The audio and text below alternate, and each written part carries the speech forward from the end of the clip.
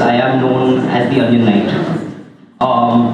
This is the story of why I'm known as the Onion Knight and what that has to do with my serial entrepreneurship.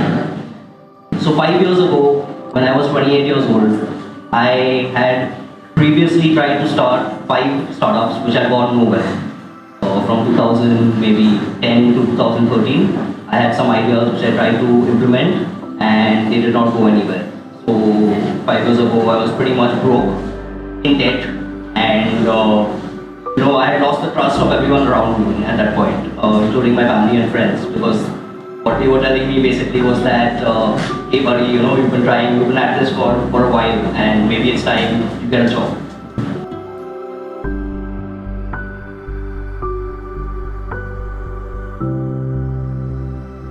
So at this point, 5 years ago in 2014, I started a company called EGK Foods, which was literally in my head it was my last chance to maybe have run a startup or maybe even get something off the ground that I wanted to run.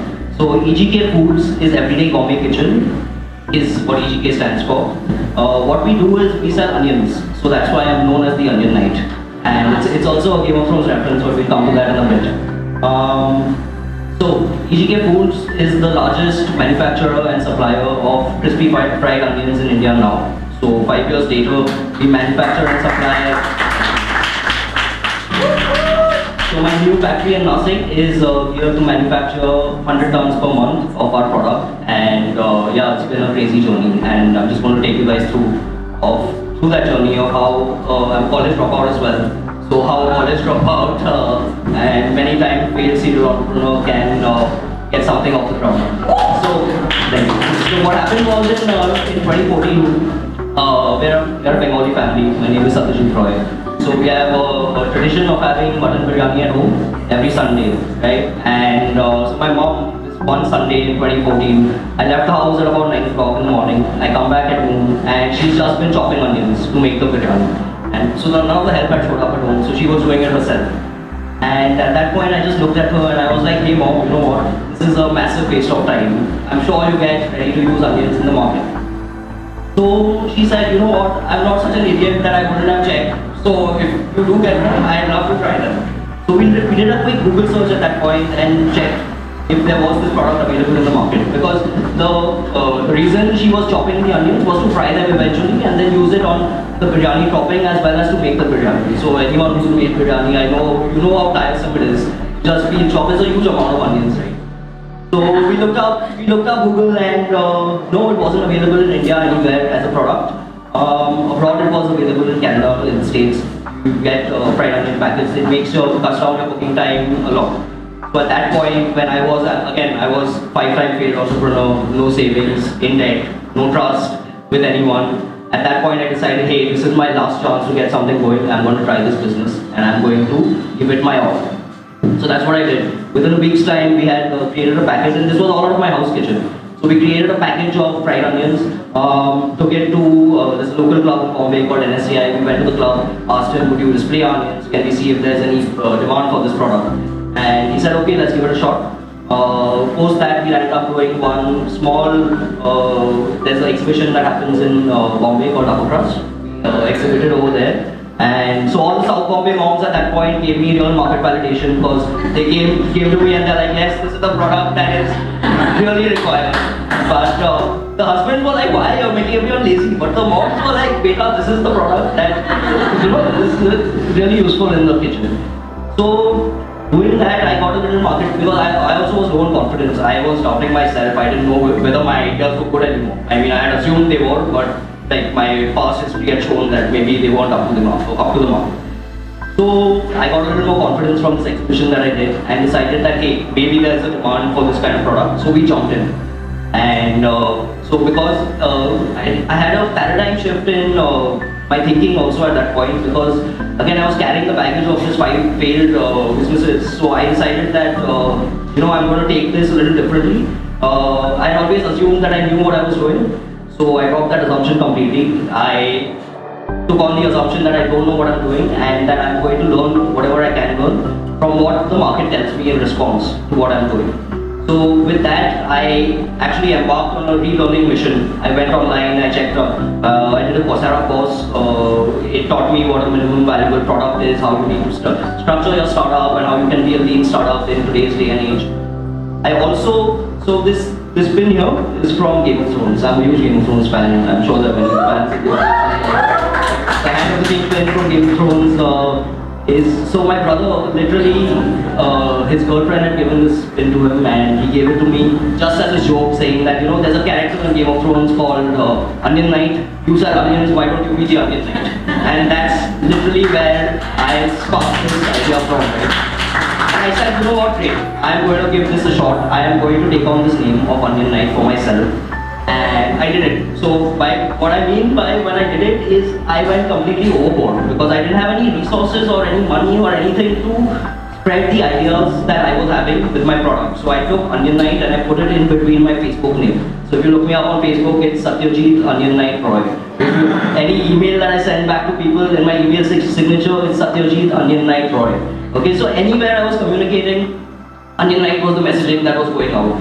And obviously at that point, my friends, my family, they looked at me and I was posting a lot on Facebook just to get a buzz out there, create a buzz about the product. Because what that used to do, me posting a lot, it used to get people to ask me like, hey buddy, what is this Onion Knight, what are you talking about? And then I used to respond that I sell onions, that's why I'm the Onion Knight, right? It doesn't make a lot of sense, but in hindsight it kind of worked. So yeah.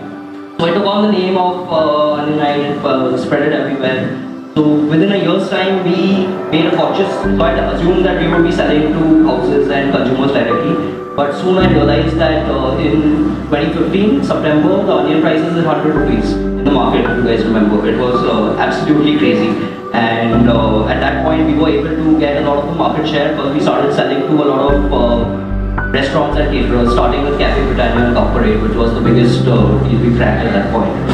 It is very, very full. We have our onions are being used, so that's a huge point of pride for us. So I could take that and go to the rest of the restaurants and tell them that, Cafe Britannia can use it, why don't you guys also use it because it's more convenient and cost effective for it. So that's what happened, and it's been a crazy journey for more than 5 years now. We've shifted multiple kitchens. We've always had to expand because the factory that we set up was never enough in terms of producing the amount of onions that we need. So this factory in Nasik is literally here to produce 500 tons a month, maybe in a year or two time, within a year or two. So that's the whole, that's how I started the Onion Knight journey, right? And something even more unbelievable, amazing happened. So like I mentioned, I was a college dropout. I dropped out of Jain College from the BMS course. And because I was doing entrepreneurship, I was very privileged to be invited back to Jain College to give a lecture on entrepreneurship. So for me, being a college dropout, that's the crowning achievement of my life, man. That my whole college invited me back. So what happened is, because I used to wear a pin everywhere, and I gave a talk over there, and post my lecture, a young girl, she was 18 years old, she comes up to me and she's like, hey, I love that pin, it's from Game of Thrones, right? And I'm like, yeah, it's the Onion Knight pin, and told her the whole story. And then she told me, and she's 18 at this point, and she told me, you know what, J.K. Rowling has replied to my tweet last year, and I'm planning to start a Harry Potter business. Can you give me some guidance? Right? I said, great. She gives me her card. Okay, she's got cards printed, everything. Her name is Tanisha Bhagwani. That business is called efgstore.in. And 1 year later, she set up the website, everything on her own. She came to me and she said, I've done everything. Do you think you want to get involved? I think I offered her saying that I want to get involved in this business. Can I be your partner? So made a small investment there. And today, EFG Store is the official distributor for Warner Brothers properties across India. We have licenses not just for Harry Potter but for DC Comics. We're talking to Disney and Avengers as well to take on those licenses. That business has grown exponentially in the last 3 years. It's just been an amazing journey, and I credit it all to me wearing this pin and being known as the Onion Knight. And that's literally, that has led me to these sort of businesses. And another thing that I got involved in straight away from again, it's kind of through reading, and because I started on a relearning mission, I started reading a lot of non-fiction books. I was a huge fiction reader from before, but I switched to non-fiction. So I set up a small personal library in my office, which I made free for anyone who wants to borrow the books or anything like that. But at that point, I happened to meet an ex-banker called, her name's Rachita Sharma. She had left the banking profession because she was fed up of it. And I don't want to work in banks anymore or follow my passion. Yeah, I have a huge passion for reading and learning. So we took the model that we had made in my office, and now we offer the open. It's called the Open Library Project. So we offer the Open Library Project as a service to other businesses, corporates, co-working spaces, where we come and set up a library within your interest. And then through that, we launched a podcast series called Paperback by the Open Library Project. You guys should check it out. It's a book recommendation podcast. And yeah, so that's been my journey so far. And so I'd like to end with a quote from Beckett, which is Beckett the poet, which is, the quote goes, "Ever tried, ever failed, no matter, try again, fail better." Thank you guys.